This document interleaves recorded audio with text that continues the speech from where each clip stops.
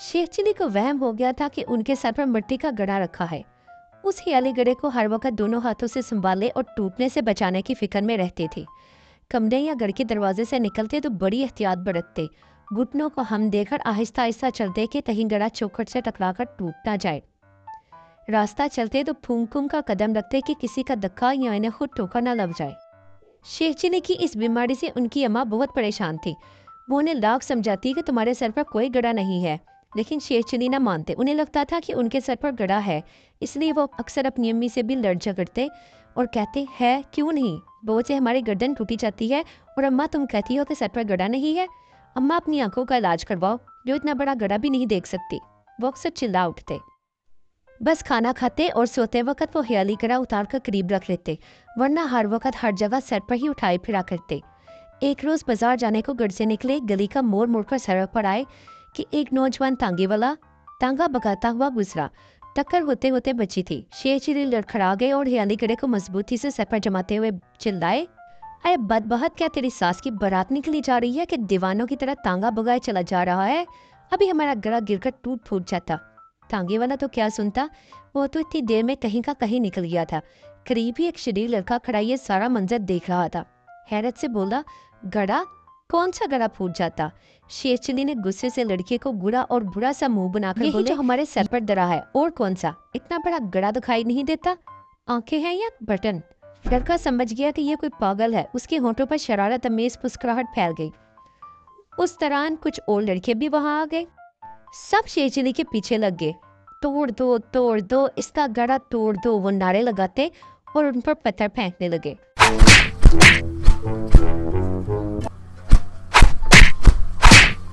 Chilli की हालत देखने वाली थी। वो दोनों हाथों से हियाली गड़ा संभाले पत्थरों से बचने की कोशिश कर रहे थे। गड़े के गिर जाने का खौफ उन्हें भागने भी न देता था।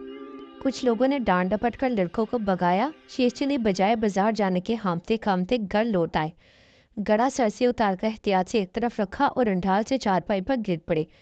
उनकी अम्मा भी परेशान होकर दौड़ी आई। क्या हुआ मेरे बच्चे, तबीयत तो ठीक है तेरी? उन्होंने शेर चिली की पेशानी पर हाथ रखते हुए पूछा। अरे अम्मा ना पूछो क्या हुआ, शेर चिली रोने वाली आवाज में बोले। न जाने सारी दुनिया हमारे गड़े के पीछे क्यों पड़ गई है। आज तो उन शैतान के चेलों ने फोड़ ही डाला था। अगर कुछ बड़े लोग ने भगा ना देते। उसी वक्त शेर चिली की हालत घर में ताहिर हुई। शेर चिली की हालत देखकर वो भी परेशान हो गई। माजरा सुनकर शेर चिली की अम्मा से बोली, अरे बाजी मुझे लगता है साया हो गया है इस पर, किसी मौलवी को दिखाओ।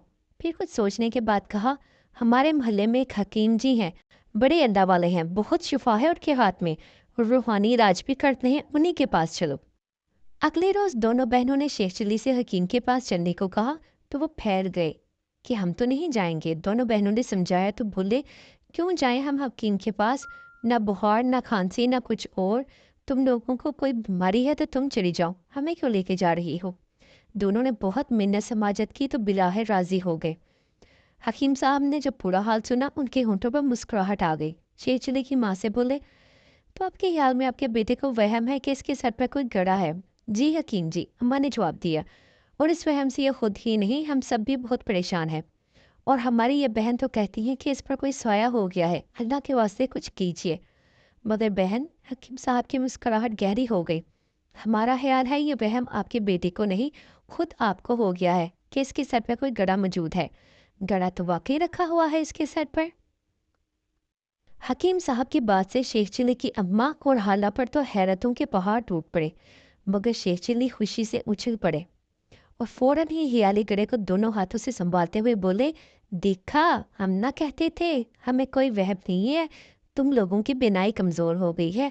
अब तो हकीम जी ने भी कह दिया, बोलो अब क्या कहती हो? दोनों बहनों को तो जैसे सत्ता हो गया था। वो क्या कहती? हकीम साहब ने शेख चिली को अगले रोज शाम को अकेले आने को कहा और जब ये लोग चले गए तो अपने मुलाजिमीन को बुलाकर कुछ हदायत दी। उन्होंने कहा, कल शाम सामने वाले नीम के दरख्त के नीचे 2 कुर्सियां लगा दी जाएं। फिर एक मुलाजिम की ड्यूटी लगाई कि वो एक खाली गड़ा लेकर दरख्त पर बैठ जाए और दूसरी को जिम्मेदारी सौंपी कि वो डंडा लेकर दरख्त की आड़ में खड़ा रहे। शेख चिली से गुफ्तगू के दौरान जब वो इशारा करें तो वो दबे पांव आकर शेख चिली के सर से कुछ ऊपर इस तरह डंडा घुमाए कि गोया उनके सर पर दड़े गड़े को निशाना बनाया हो। दरख्त पर बैठा मुलाजिम गड़ा नीचे फेंक गए। اگلے روز شام کو شیر چلی متب پہنچ گئے۔ حکیم صاحب وہ واحد آدمی تھے جنہوں نے شیر چلی کی باتوں پر یقین کیا، اس لیے وہ حکیم صاحب سے بہت خوش تھے۔ حکیم صاحب انہیں ساتھ دے کر درخت کے نیچے کرسیوں پر جا بیٹھے۔ باتوں کے دوران اشارہ کرنے پر درخت کی آڑ میں چھپے ملازم نے شیر چلی کے پیچھے پہنچ کر ان کے سر کے اوپر ہوا میں ڈنڈا گھمایا۔ اسی وقت درخت پر بیٹھے ملازم نے گڑا نیچے پھینک دیا، جو گرتے ہی ٹکڑے ٹکڑے ہو گیا۔ ارے یہ کیا؟ حکیم صاحب نے گھبرا جانے کی اداکاری کی۔ میرے معزز مہمان کا گڑا پھوڑ ڈالا؟ ٹھہر جا تو بدماش!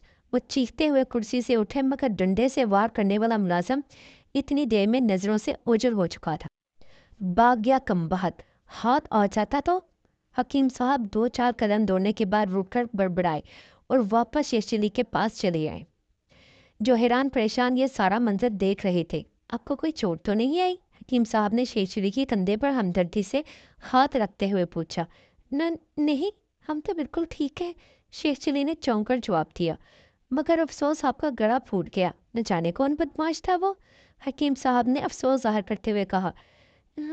ٹھیک پتہ نہیں، مجھے خود سمجھ نہیں آ رہی، شیر چلی نے کہا اور گہری سوچ میں ڈوب گئے۔ پھر ایک ٹھنڈی سانس پڑ کر بولے، چلیے اچھا ہی ہوا، ہر وقت سنبھالنا پڑتا تھا، جان چھٹی۔ حکیم صاحب مسکراتی نظروں سے انہیں دیکھ رہے تھے۔ تو یہ تھی سٹوری شیر چلے کی، جنہیں یہ وہم ہو گیا تھا کہ ان کے سر پہ کوئی گڑھا رکھا ہوا ہے۔ وہ خود بھی اس گڑھے سے بہت پریشان تھے، لیکن یہ ماننے کو بالکل بھی تیار نہیں تھے کہ ان کے سر پر کوئی گڑھا نہیں ہے۔